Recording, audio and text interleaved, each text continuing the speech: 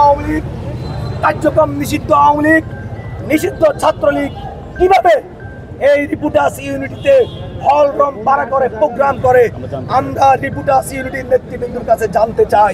কারণ ভিতরে তাদেরকে সেভ করা হচ্ছে। ফ্যাসিবাদের রাঘব বোয়াল সব এখানে বসে আছে অন্য মোড়কে। লতিফ সিদ্দিকীর রেখে কিছু সিনিয়রের রেখে যুবলীগ ছাত্রলীগ ওরা দেওয়াল টপকায়া সব ওই পাশ দিয়ে ভেঙে গেল। আমরা প্রশাসনের কাছে জানতে চাই, আপনাদের নাগের ডোকায় কিভাবে আব্দুল লতিফ সিদ্দিকী প্রধান অতিথি হয়ে একটা প্রোগ্রাম করতে পারে? কিছু হলে আপনারা বলেন জুলাই যুদ্ধরা সামনে আসে, কিছু হলে আপনারা বলেন জুলাই যুদ্ধরা কি করে কেন আসে? আমরা রক্ত দিয়েছি, আমাদের এখানে অধিকাংশ সম্মুখচারী যোদ্ধারা আহত হয়েছেন।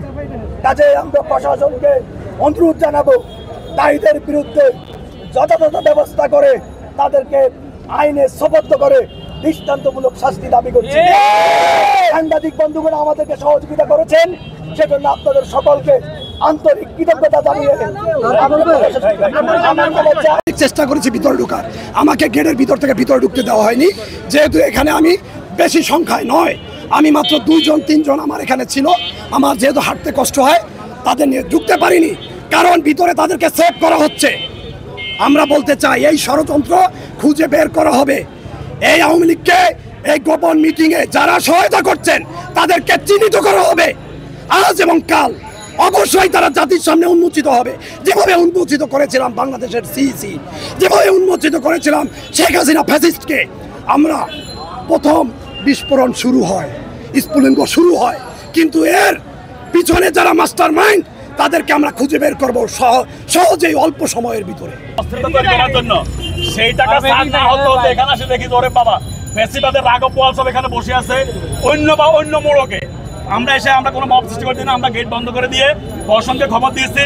আমরা এখানে কাউকে অ্যাটাক করতে দিই না, কার গায়ে টাচ করতে দিই না, বরং তারা কিছু লোক যখন আমাদের লোক কম ছিল তারা আমাদের লোকদের উপর জুলাই যোদ্ধাদের উপরে তারা আক্রমণ করেছে।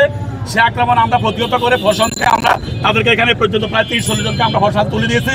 এখন এখানে 20 জন অবরুদ্ধ আছে।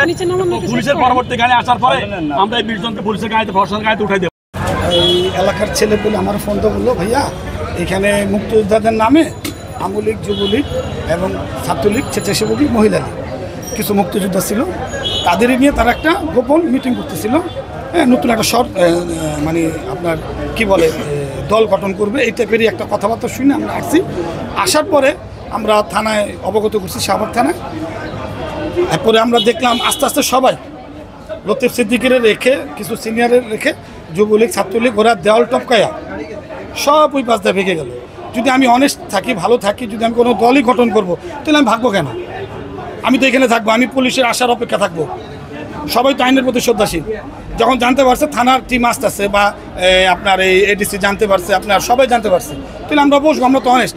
কিন্তু তারা এই দেশের সামনে নির্বাচন, এই নির্বাচনকে বানচাল করার জন্য তারা একটা ষড়যন্ত্র, চক্রান্ত ষড়যন্ত্র। এখনও সচিবালয় আমলা কারা? আওয়ামী লীগের সচিবালয় বলেন, হাইকোর্টে বলেন, প্রত্যেকটা জায়গায় এই আওয়ামী লীগের আমলা দিয়েই তো দেশ চলতেছে। এখনও তো প্রত্যেকটা জায়গায় আওয়ামী লীগ এগুলো সবের চাকরি হয়েছে আওয়ামী লীগের আমলে।